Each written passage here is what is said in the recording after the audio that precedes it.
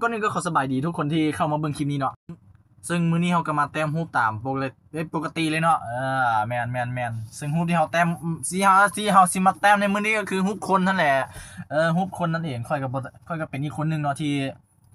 แต้มพวกคนนี่เกือบบ่ค่อยเป็นเลยเพราะว่าบ่ค่อยแต้มปานใดแล้วงานนี้เนาะต่อให้นึงมันก็สิเบิ่งแบบ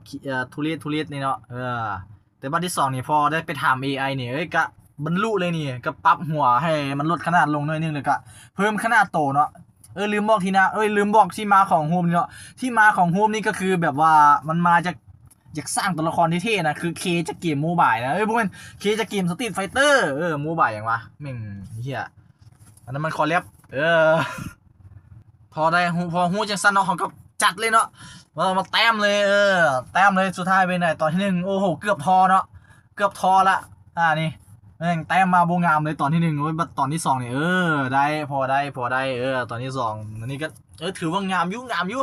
สำหรับข่อยและสำหรับผู้อื่นก็10 เต็ม 10ให้เท่าไหร่ครับบอกมาได้เด้อถือว่ามีคนช่วยเฮาอยู่เนาะก็คือ ChatGPT เนาะถามปึ๊บนี้ได้เลยแต่ค่อยบ่ได้ก๊อปมันได้ค่อยบ่ได้ก๊อปมันนะค่อยไปถามมันซื่อๆว่าต้องปรับแก้อย่างเนี้ยแล้วมันก็ให้ปรับแก้มาปรับแก้หัวปรับแก้แสงและเงาแล้วผลออกมาก็ถือว่าค่อยก็ถือว่าสุดยอดเลยแหละสำหรับค่อยนะคลิปนี้ก็คงมีประมาณนี้แหละบ๊ายบาย